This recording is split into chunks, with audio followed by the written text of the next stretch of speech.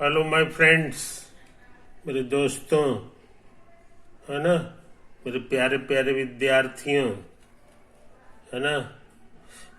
हम लोग 11 थ्योरम कर चुके हैं, है कि नहीं। प्रोपोजिशन 11 तक कर चुके थे।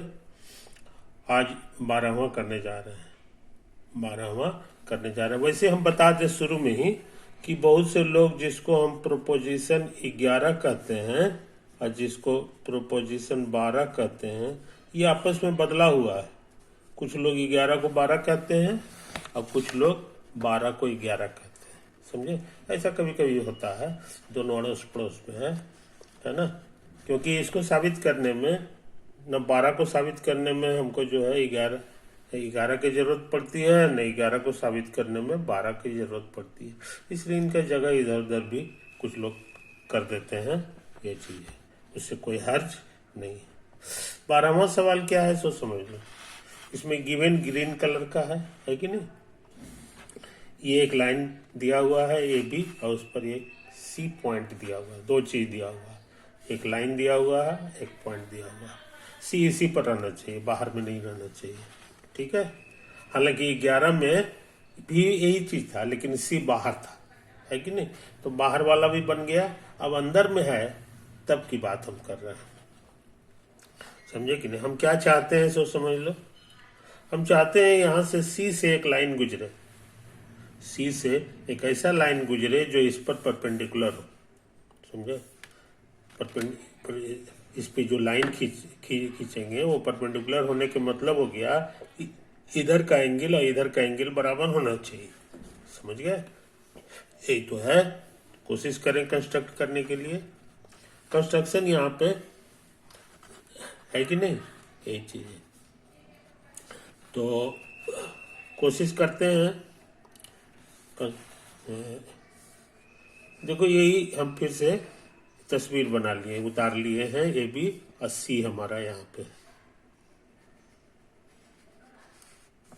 ये मेरा ए बी दिया हुआ है और ये मेरा सी पॉइंट दिया हुआ है। अच्छा, अब जो है हम क्या करना चाहते हैं सो समझ लो। यही वाला लाइन हम पता लगाना चाहते हैं। तो इसमें कंस्ट्रक्शन कैसे करना है, इसका इशारा गोल से किया गया है। जहां जहां गोल लिखा हुआ है उसी के सहारा पे हम लोग आगे बढ़ते जाते हैं। 1 नंबर से शुरू करेंगे और 4 नंबर पे आके मेरा काम खत्म हो जाएगा। 1 नंबर में क्या काम किए हैं कि एनी पॉइंट ऑन एसी ले लिए। यहां से यहां तक में कोई एक पॉइंट हम पसंद कर लिए, जिसका नाम दे दिए डी।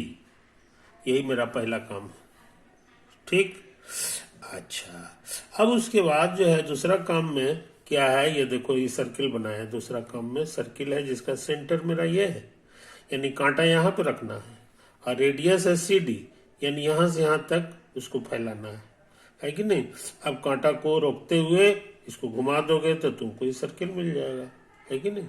इसके लिए कंपास की जरूरत है, और तुमको ज्योमेट्री में पता है, पोस्टुलेट कहता है कि तुम कंपास का इस्तेमाल कर सकते हो, खाली कांटा उठाना नहीं है। तो कांटा हमने उठाया नहीं है, इसे घुमा दिया।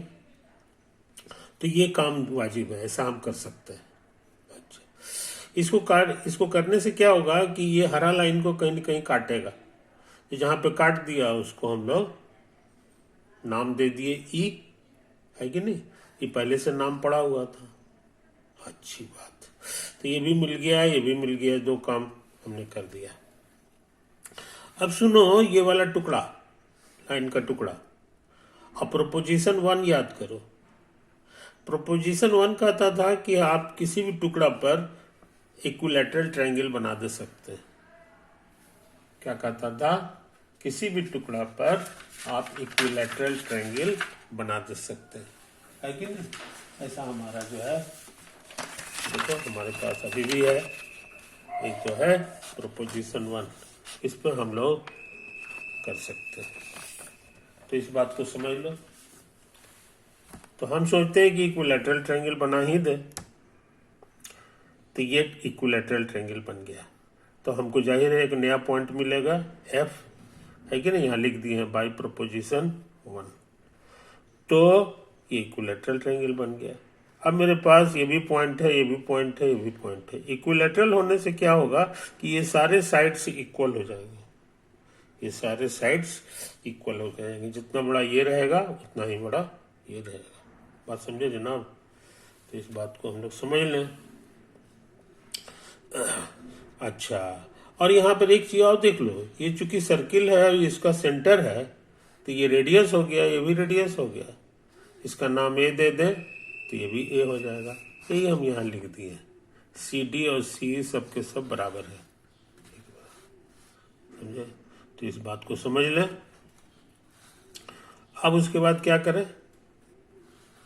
उसके बाद सोचते हैं कि ये पॉइंट मिल गया ना और सी पहले से था, इसको मिला दें।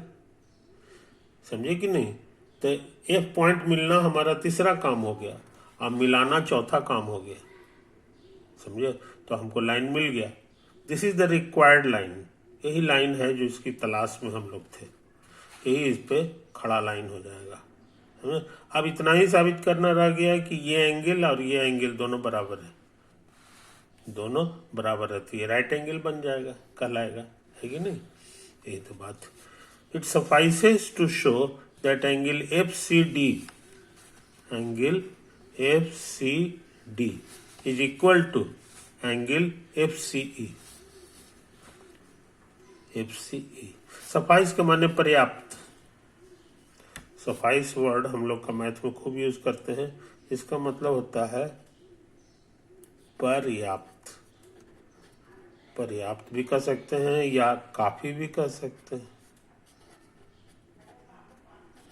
काफी, इतना साबित कर देना काफी है। बस इतना ही कर देंगे तो मेरा काम चल जाएगा। यही तो करना है हमको, तो परपेंडिकुलर कहला जाएगा, है कि नहीं?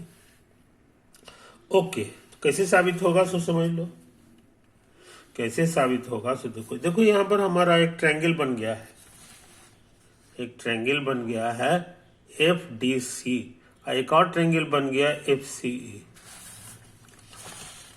F C E F C D, है कि नहीं?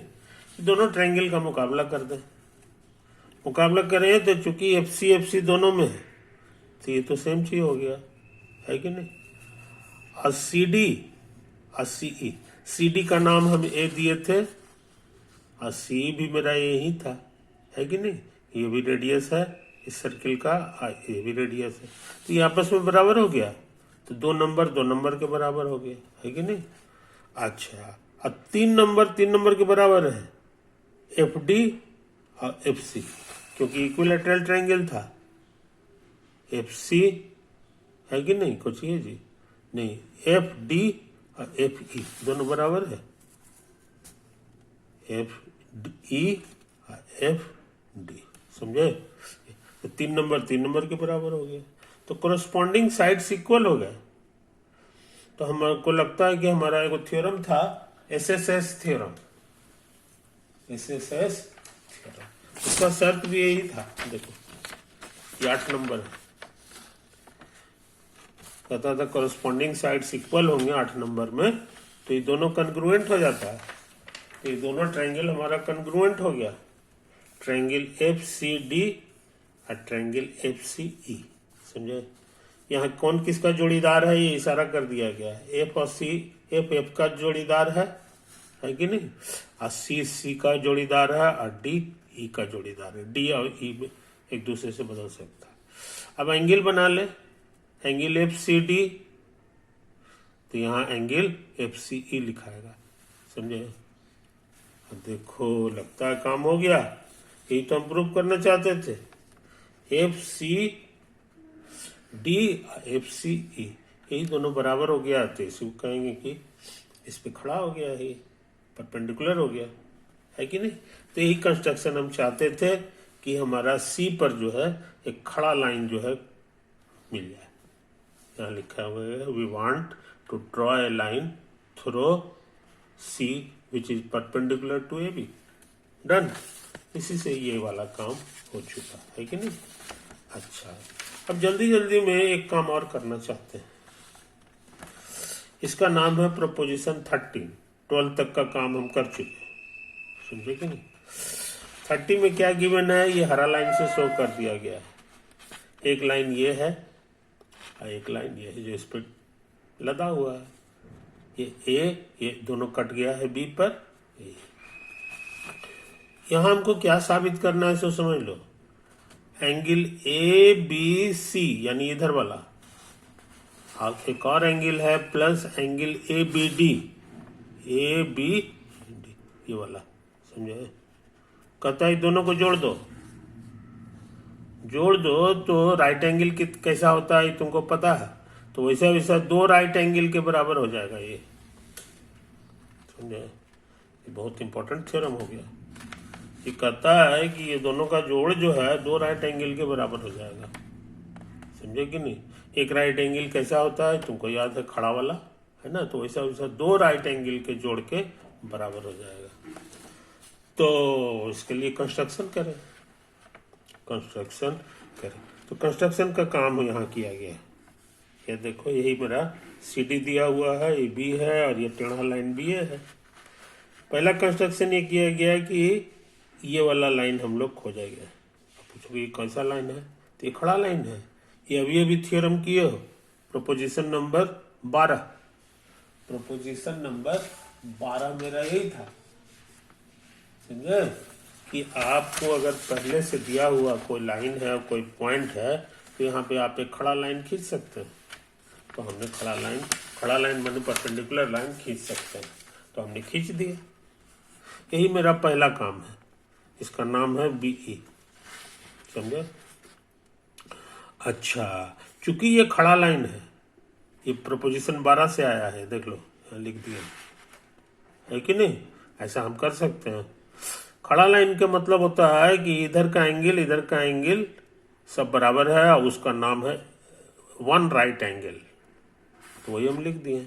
अतः EBC बराबर हो जाएगा EBE वाला D, और हर एक कहलाता है राइट एंगल, समझे। तो वन राइट एंगल दोनों हो गया, कोई दिक्कत नहीं। अच्छा, अब सुनो, अब जो कुछ प्रूफ करना है वो यहाँ लिखा हुआ है। इसका LHS ये है और RHS ये है, लेफ्ट हैंड साइड ये है। तो हम लोग लेफ्ट हैंड साइड को उतार रहे हैं, एंगल ABC प्लस ABD, ये देखो ये वाला है एंगल ABC प्लस ABD, इसको हमने यहाँ उतार दिया। कहाँ गया यार, हाँ मिल तो गया, ये तो है ABC ABD। अच्छा, ABC को फोटो से हम लोग कितना लिख सकते हैं, सो देखो दो चीज का जोड़, ABC को, कहाँ गया ABC इतना बड़ा है एंगल, आई बात समझ में। अब इसको दो चीज का जोड़ के रूप में लिख सकते हैं, एक ये हो गया और एक ये हो गया, आई बात समझ में। ये दोनों को जोड़ देंगे तो हमको समुच्चा मिल जाएगा।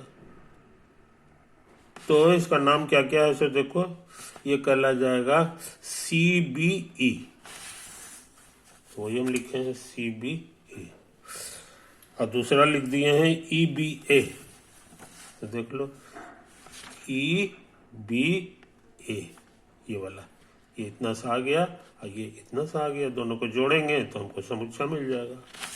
ये तो हम किए हैं, इसको उतार दिए, ABD को उतार दिए, है कि नहीं। अच्छा, अब ये सब है और ये तुम पढ़े हो, ये सब में एसोसिएटिव लॉ लागू है, ये सब एंगल्स हैं, है ना। तो हम ये ब्रैकेट ही दोनों में डाल दिए हैं, इसको बाहर छोड़ दिए, कोई दिक्कत नहीं। इसको उतार दिए, और इसको फोटो से देख के बताओ कि कितना होगा। EBA plus ABD, EBA